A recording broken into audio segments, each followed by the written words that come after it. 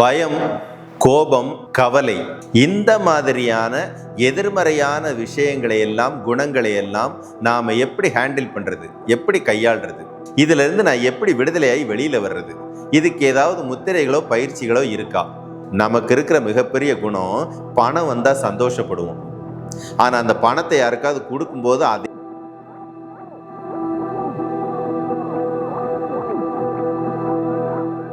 நம்ம போகர் சித்தாந்த சபையினுடைய மிக மிக அற்புதமான வகுப்பான தனஞ்சய தந்திரா மற்றும் ஈசான தந்திரா உபதேசம், சித்தர்களுக்கு மட்டுமே தெரிந்த, சித்தர்கள் மட்டுமே பயன்படுத்திய நாதி மற்றும் அனாதி என்னும் சுவாச முறையை பயன்படுத்தி கொடுக்கக்கூடிய உபதேச முறை தனஞ்சய தந்திரா, ஈசான தந்திரா வரக்கூடிய ஜூன் 7 மற்றும் 8 தேதிகளில் மலேசியாவில் நடக்க இருக்குது. மலேசியாவை சேர்ந்த அன்பு சொந்தங்களுக்கு இது ஒரு அற்புதமான வாய்ப்பு, பயன்படுத்திக்கோங்க. இப்போ பயம், கவலை, கோபம் இதெல்லாம் யாருக்கு வரும்? முதல்ல அதை யோசிச்சு பாருங்க.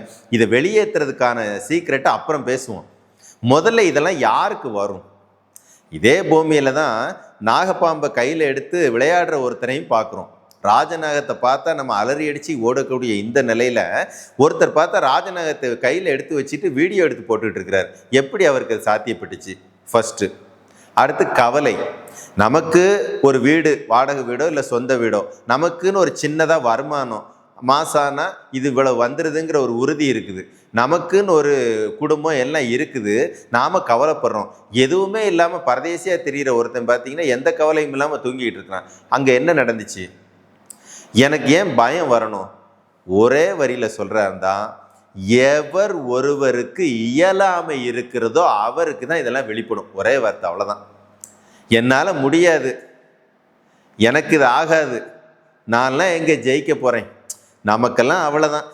இப்படி தன்னைத்தானே நொந்து கொண்டு, தனக்கு எந்த விதமான சக்தி இல்லை, தான் மேலே நம்பிக்கை இல்லாமல் இயலாமையில் இருக்கக்கூடியவருக்கு தாங்க இதெல்லாம் வரும்.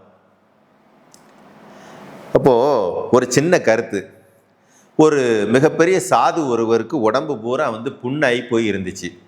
அப்போ அவருடைய பக்தி, அவருடைய நற்குணங்களுக்கு மெச்சி காளி தேவி அவங்க முன்னால் பிரசன்னமாகறாங்க. அப்போ காளி கேட்குறாங்க, அப்போ அவனுடைய குணம் எனக்கு ரொம்ப பிடிச்சிருக்கு, உனக்கு நான் ஏதாவது செய்யணும்னு நினைக்கிறேன், என்ன வேணும் அப்படின்னு. ரொம்ப சந்தோஷம், என்னை பார்த்ததே போதும், நீ கிளம்பு அப்படிங்கிறார். இல்லைப்பா, வந்ததுக்காக வேண்டி உனக்கு ஏதாவது செய்யணும்னு நினைக்கிறேன், வேணா இந்த புண்ணெல்லாம் ஆற்றி விட்டுட்டு போயிடட்டுமா அப்படின்னு சொல்லிட்டு காளி கேட்குறாங்க. கதையாக இருந்தாலும் கதையில் இருக்க மூல கருத்தை கவனிங்க. அதெல்லாம் தேவையில்லை, அதெல்லாம் கர்ம வினப்படி வந்துச்சு, அதை நான் அனுபவிச்சு முடிச்சிடுறேன். நீ வாட்டுக்கு ஆற்றி விட்டுட்டு போயிட்டீங்கன்னா மறுபடியும் நான் ஏதாவது அதை அனுபவிக்கிறேன்னு பிறவி எடுக்கிற மாதிரி வரும். நான் இதை ஆற்ற சொல்லி உங்கள்கிட்ட கேட்டேன்னா கேட்கல, கிளம்பு.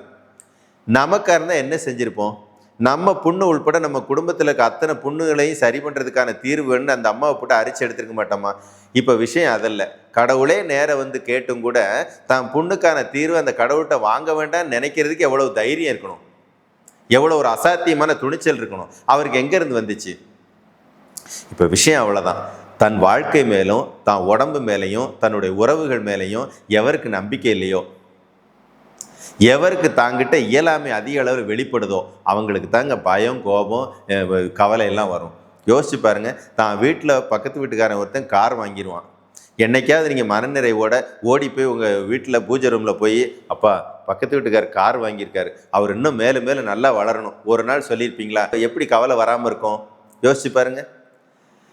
பக்கத்து வீட்டில் ஒரு திருமணம் நடக்குது, இல்லை பக்கத்து வீட்டுக்காரருக்கு ஒரு வேலை கிடைச்சிருச்சு, உடனே ஓடி போய் பூஜை ரூமில் போய், அந்த பையன் ரொம்ப நாள் கஷ்டப்பட்டதுக்கு ஒரு நல்ல வேலை கொடுத்துட்ட இறைவா, அவன் இன்னும் மேலும் மேலும் அந்த பதவியில் உயரணும், இப்படி நினச்சிருந்தா உங்களுக்கு ஏன் உங்கள் மேலே பயம் வரணும்? யோசிச்சு பாருங்க. எப்போ உங்களுக்கு கோபம் வரும்? தன்னால் தனக்கு இயலாமைன்னு ஒன்று வரும்போது தான் கோபம் வரும். தன்னால் அது முடியலைன்னு வரும்போது நிறைய பேர் சொல்லுவாங்க நேர்மையாக இருக்கிறவங்களுக்கு கோபம் வரும். அதெல்லாம் கிடையாது. எவர் ஒருவர் பிறருடைய செயல்களை எல்லாம் அங்கீகரிக்க வேண்டும் என்ற எண்ணத்தை அடிப்படை குணமாக வைத்திருக்கிறாரோ, எவர் ஒருவர் பிறரை ஒவ்வொரு வினாடிகளிலும் பாராட்ட வேண்டும் என்ற அடிப்படை குணத்தை அடிப்படையாக வச்சிருக்கிறாரோ, எவர் ஒருவர் சகல உயிர்கள் மேலும் அன்பு செலுத்தணும், பிரதிபலன் பாராத அன்பு செலுத்தணும், நல்லா கவனிங்க, பிரதிபலன் பார்க்காத அன்பு செலுத்தணுங்கிற எண்ணம் யாருக்கிட்ட இருக்கோ அவங்களுக்கெல்லாம் கோபம் வராது, பொறாமை வராது, கவலையும் வராது, பயமும் வராது. நம்மகிட்ட அது இருக்கான்னு மட்டும் யோசிச்சு பாருங்க. சுயநலம் இல்லாத அன்பு, எதிர்பார்ப்புகள் இல்லாத அன்பு ஒவ்வொருத்தர் மனசுக்குள்ளே இருக்கு அப்படின்னா அது மனுஷங்க மேலேயா இருக்கலாம், இயற்கை மேலேயா இருக்கலாம். சுயநலமே இல்லாத அன்பும் எதிர்பார்ப்பும் இல்லாத அன்பும் உங்ககிட்ட இருந்து வெளிப்படுது அப்படின்னா அந்த நபர்கிட்ட என்னைக்குமே பயம், கவலை, பிரச்சனை இது எதுவுமே வராது. நல்லா புரிஞ்சுக்கணும்.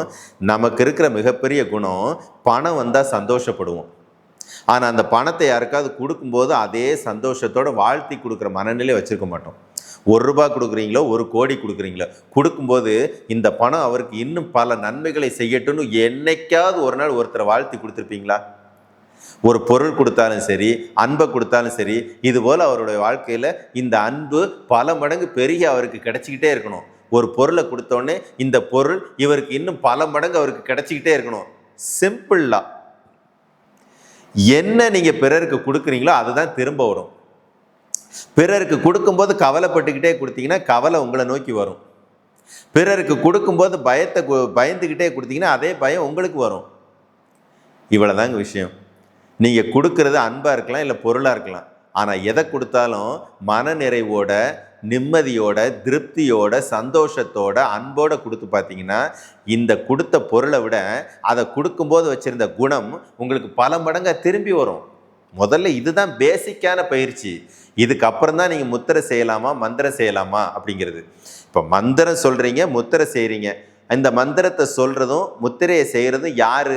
மனசில் பயம் இருக்கிற ஒருத்தர், மனசில் குழப்பம் இருக்கிற ஒருத்தர், வாழ்க்கை மேலே கவலை இருக்கிற ஒருத்தர், அடிக்கடி கோபப்படுற ஒருத்தர். ஆனால் முத்திரையோ மந்திரமோ செஞ்ச உடனே இதெல்லாம் மாறும்னா முதல்ல பேசிக்காக நம்முடைய குணத்தை மாற்றணும் அப்படிங்கிற எண்ணம் யாருக்கு தலையெடுக்கிறதோ அவங்களுக்கு முத்திரையும் சேர்ந்து சப்போர்ட் பண்ணும். இவ்வளோதான்.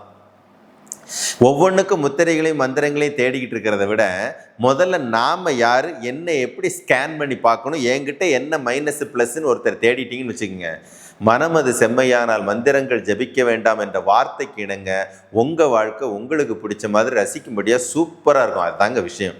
இதை முதல்ல புரிஞ்சுக்கோங்க. எதை கொடுத்தாலும் அது அன்பாக இருக்கலாம், பொருளாக இருக்கலாம், உதவியாக இருக்கலாம், ஏதோ ஒரு விதத்தில் உங்ககிட்ட இருந்து எது பிறருக்கு போய் சேருதோ அதை சந்தோஷமா, நிம்மதியா, மன நிறைவோட, அன்போட கொடுத்து பாருங்க. நீங்க வாழ்க்கையில உங்க வாழ்க்கையை உங்க அளவுக்கு கொண்டாட்டமா வாழக்கூடிய ஒருத்தர் இந்த உலகத்துல பார்க்கவே முடியாது. குருவே சரணம்.